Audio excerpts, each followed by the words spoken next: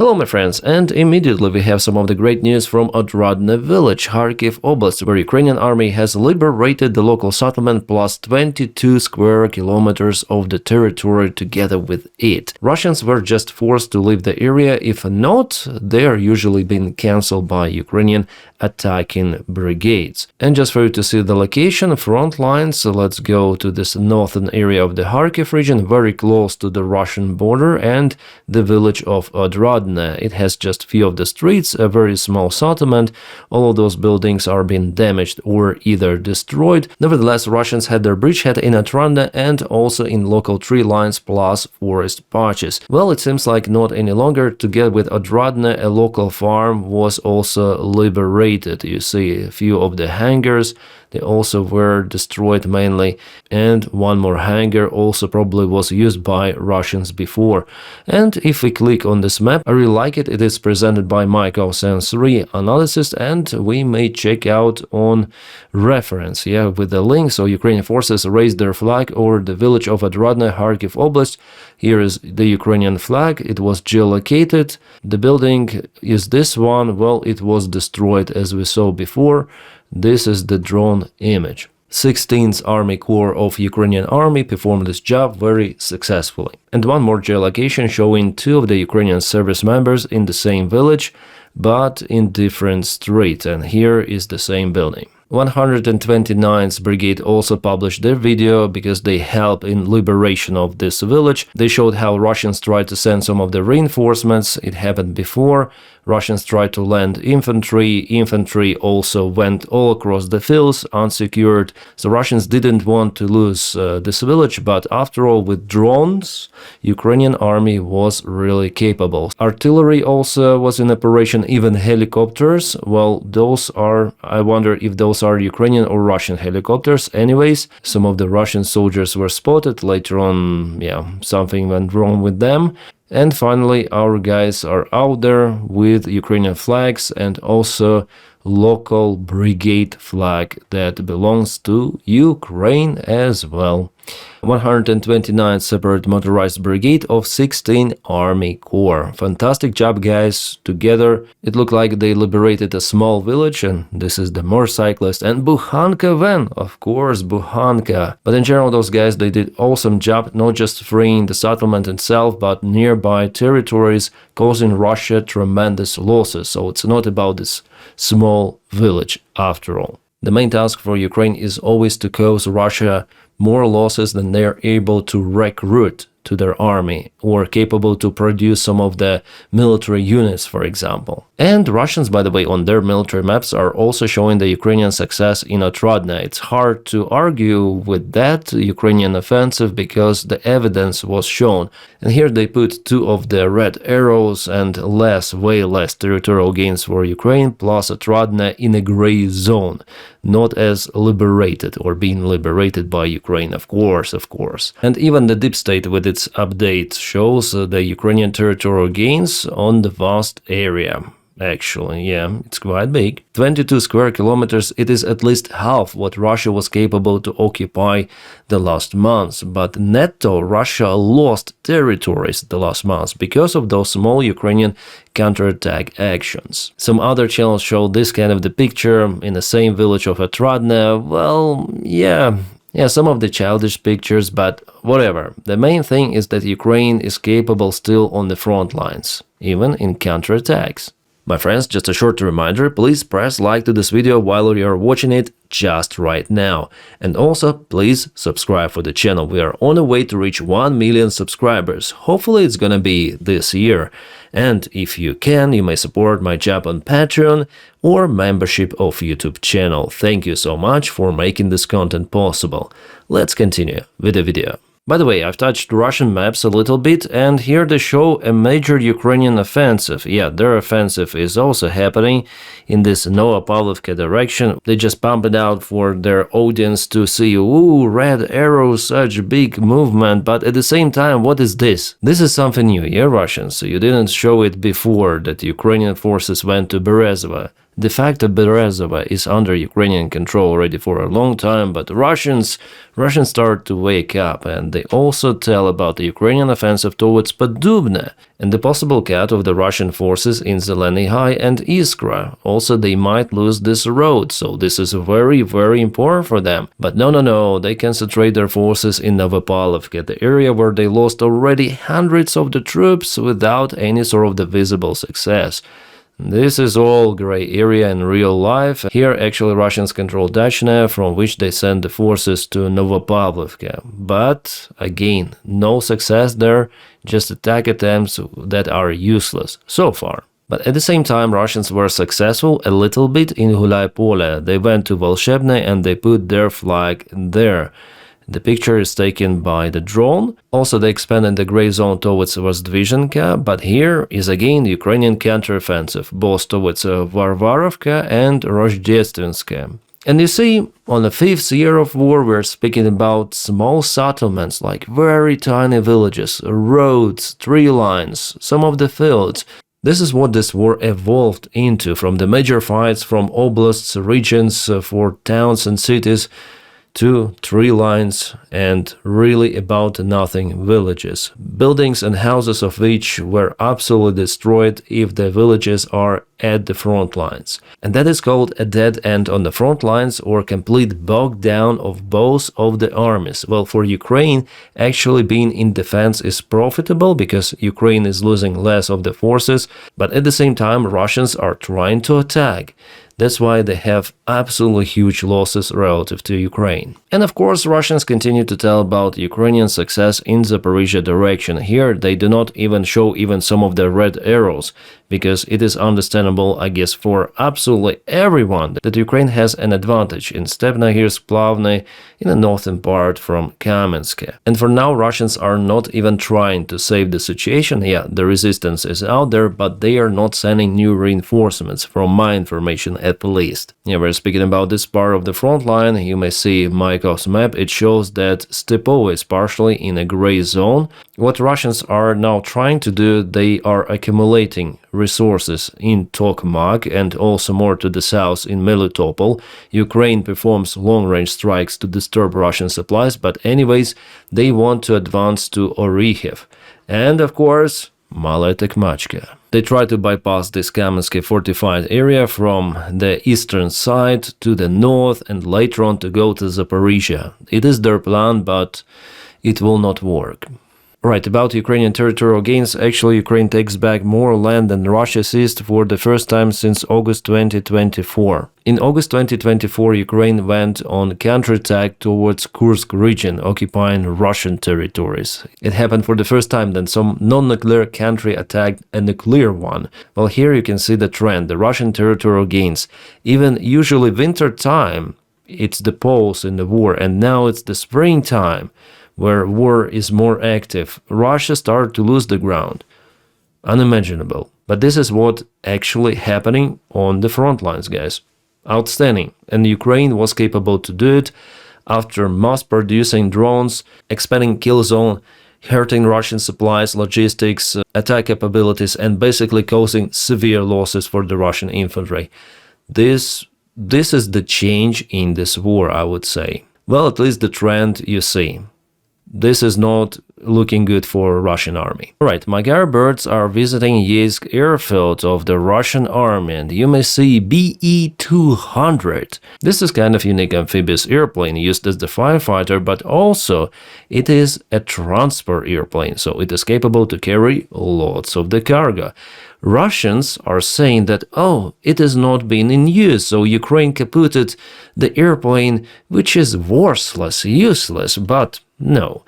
You see, a tow bar is connected, and what we have here is the fuel. It is very well visible in this thermal camera. Throughout the day, fuel accumulates heat and later on in the evening releases it, and we may see the fuel in the fuel tanks. And we also see how the fuel, the same one, is burning there in Yeysk airfield, which is not that far away from Ukraine, by the way. Well, here we have a satellite image. The airplane is gone, and also Russians deployed their fighter jet nearby. This is Sukhoi 37. T-3. What is interesting that it wasn't out there during the attack. Russians sent it maybe to fight drones or what? I would say kind of the strange deployment, because Ukraine might launch those drones once again.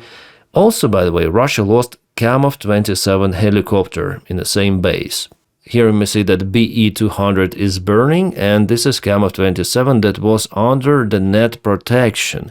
Blades were removed, but it was hit anyways, and the strike was successful despite this protection. And Magyar birds also kaputted multiple of the Russian air defense, as usual, Tor systems, lots of the stuff. Panzer S-1 and some of the Russian commercial ships, cargo vessels, like lots and lots of the stuff. Magyar publishes those videos every day. Yeah, kind of iconic image from the yesterday's strike on Russian Ryazan, a civilian building that was hit probably by drone or probably by the Russian air defense missile, who knows, but for sure it wasn't the main target for Ukrainian drone units. What was the aim? Well, it is burning out there on the background. You can see huge clouds are coming up, so a new volcano erupted. At first I thought that it's the small one, but no, and it is still burning. Russia lost the refinery almost completely. It is unable to produce anything any longer. It could be a fantastic frame for Magnite from Ryazan on refrigerator. Awesome. Well, it's just a special military operation that allegedly, according to Russian military command, goes according to plan. Interesting, Ukraine has performed an operation using 2 of the drone boats near Kherson Spit.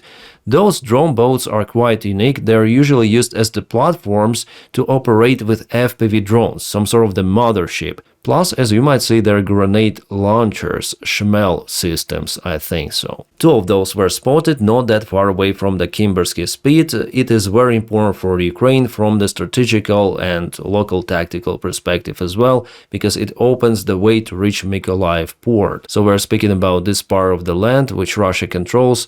It potentially may open the way for Ukrainian Mykolaiv port. For now, this distance in the choke point between the Charkiv and the Spit is just a little bit less than 4 kilometers, which is very narrow, and Russia may use their drones to disturb Ukrainian logistics in this area. That's why Ukraine absolutely needs to occupy this part to establish a flawless connection with Mykolaiv port. When Russians blown up the dam near Kherson, this area was absolutely flooded, but now it's been stabilized and Russians are capable to send their supplies and they keep this part of the ground under control.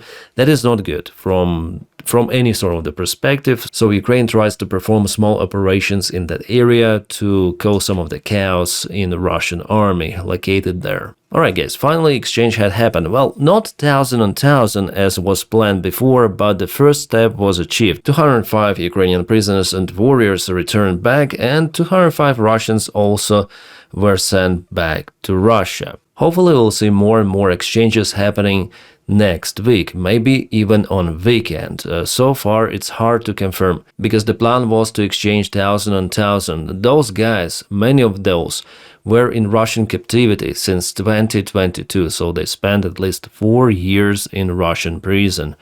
Crazy. And Russians also returned back to Russia, but they were not met with their relatives right away. They all usually go to FSB center, where they've been questioned about Ukrainian captivity. So after this interrogation, they usually have their final freedom to meet relatives. But for them, it's usually hard to get out from the Russian army even after being exchanged. They're being called again to go and fight in Ukraine. This is the endless madness for those Russians who signed the contract with the Russian army. Alright, Zelensky says that Russia increases the pressure on Belarus and dictator Lukashenko, potato dictator Lukashenko, for Belarus to be actively involved in some of the confrontation, whether that's the escalation against Ukraine or some of the Baltic country. Zelensky recorded a video explaining that. He also mentioned that the border with Belarus is well protected. Ukraine also has plans to reinforce the border with more forces. He says that they have those plans, and people today on the stream, already yesterday, they asked me whether the threat from Belarus is very serious. I wouldn't say so. From Belarus army, it is very small, guys. In Belarus military doctrine, the draft is inevitable in case of any sort of the escalation. And draft brings risks for the Belarus dictator Lukashenko. That's why I don't really think that Belarus could be directly involved into something. Well, the chance is always out there, but I think that Belarus just may present its own territory for the escalation, but really deploying its own forces in attack against Ukraine or some other country, I don't really think so. Well, at least right now there is no mobilization happening in Belarus, and the forces they have is simply not enough even for some of the local missions. So nothing to worry about as of today, and Zelensky said like that already multiple of the times before. So we'll see.